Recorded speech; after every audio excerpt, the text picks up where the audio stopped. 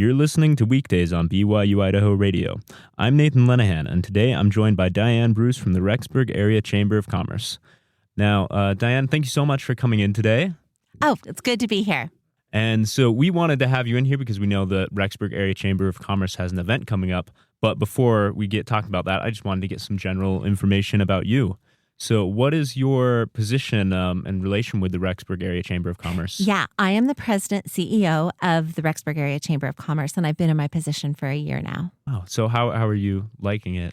I love it. I love it. It's been a great experience to get to know the local businesses and the nonprofits and find ways to better support them and promote what they're doing. Okay. Roughly how many businesses fall under the Rexburg Area Chamber of Commerce? We have about 334 right now that belong to the chamber. We've had 111 new businesses join this past year. Wow. And so what areas, what cities fall under the Rexburg Area Chamber of Commerce? Rexburg, Sugar City, that's primarily the two cities. Okay, it's just mostly those two. And so what event is it that you have coming up? So it's called the State of the Cities and County Breakfast. And basically, you know how the country does a State of the Union address every year? So think of that, but on a local level. So at this breakfast, there will be President Meredith will speak.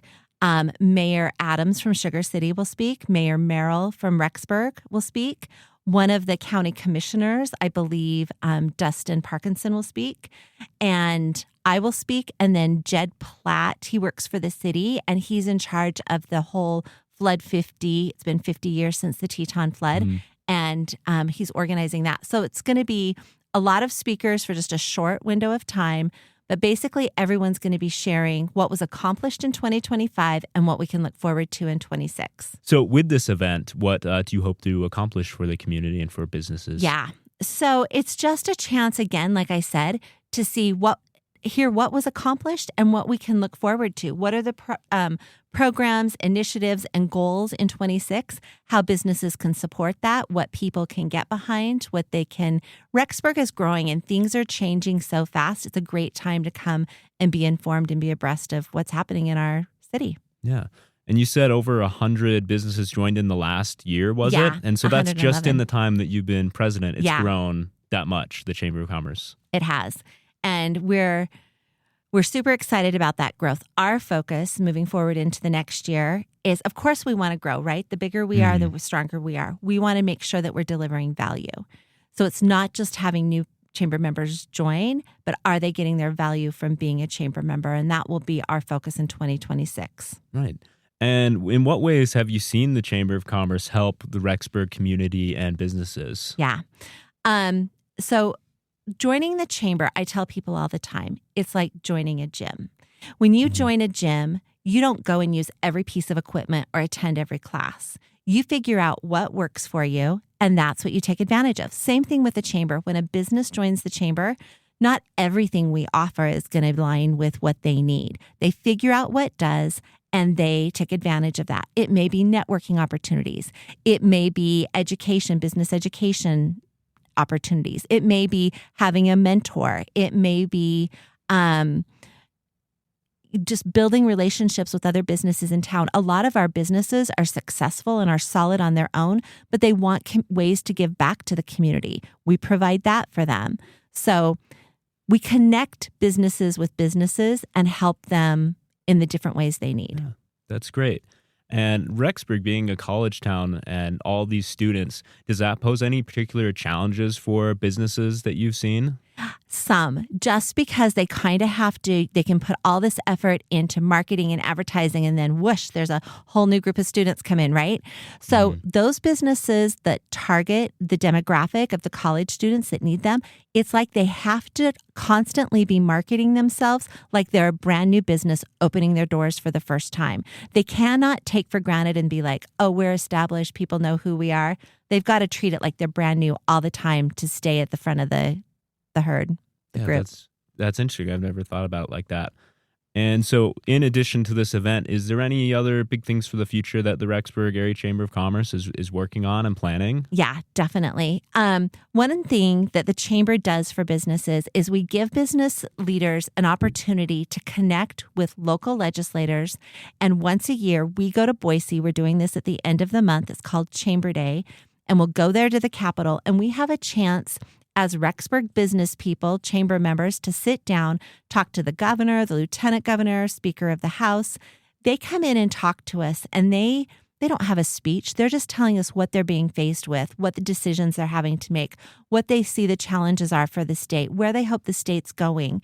And it's not about being Republican or Democrat, right or left. It's about being informed and being a voice for Rexburg business.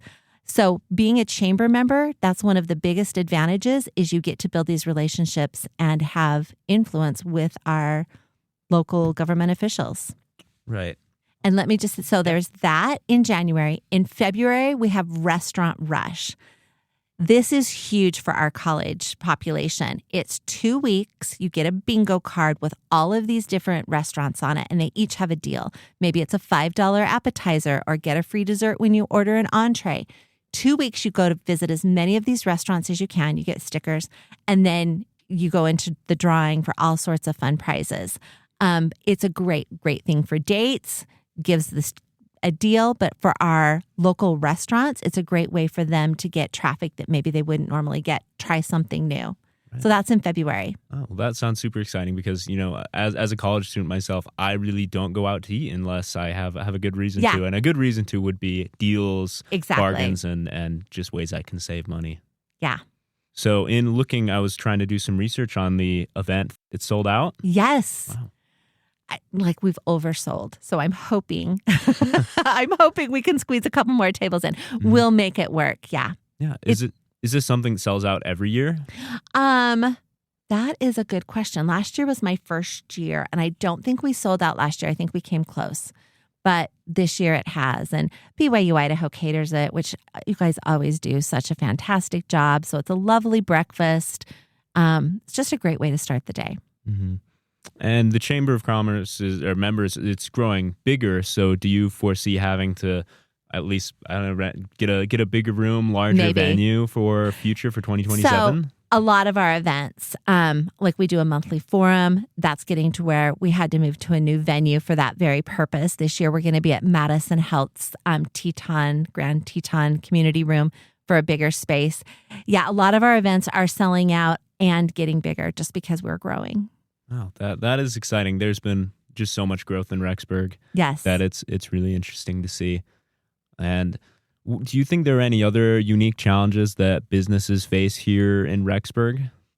That's a really good question. It really depends on the industry and the business. The challenges of a new little startup are going to be very different from somebody, like our big box stores. Mm-hmm. But I think the secret for success for everybody is people support who they know. Don't ever underestimate the power of connection and in expanding your networking reach. As businesses reach out and they support each other and they strengthen each other, the whole business community grows. Yeah. And you said, so of the large growth that the Chambers had over the last year, were most of those new businesses or already established ones that were just joining? That is a great question. Yeah. The majority of them, I think, were new, probably easily, and I'm guessing here, I'm thinking 60% higher. But there were a lot of businesses who had been here in Rexburg who had not been chamber members in the past. And because they saw of what's going on and what we're doing, they've decided, yeah, let's jump in and be a part of it. Yeah, they've just seen the way that other businesses have just improved from the benefits, it's like a gym. Yeah, exactly. And one of the things that we're most proud of is the majority of the people joining is because they were referred by another business. And that tells me that what we're doing is resonating with our businesses. We're bringing value when one business is telling another business and then they're joining. And our goal is to just elevate that value and make sure we keep delivering. And so just last, would you have any messages to the community or businesses or really just anything that you'd want to share? I definitely do. I think the one thing that I've realized is we all hop online and shop online, right? Mm-hmm. or want to run to Idaho Falls just for a change of scenery. But before you hop online, before you drive out of town to get something, ask yourself, where can I buy it locally first? Because I'm here to tell you, you can get everything you need locally. And when you choose to spend your dollars locally at a local business, every local business represents a local family. So it strengthens the business, it strengthens the family, which strengthens the community. And that's what I would say we need to do better at stopping and thinking how we can shop local, spend our money local before we use other avenues. That's really insightful because it does seem so much easier to just Google something, what you're looking for, and just go to Amazon. Yeah. But there's better ways. Go into the business, introduce yourself, connect. We need that connection. It's proven over and over. I think if we've learned anything since COVID, how valuable human connection is. Don't miss an opportunity to get to know these businesses who are coming to town. Thank you, Diane. Okay. Thank you so much for coming in and sharing all this with us. Absolutely. I appreciate it. Thank you.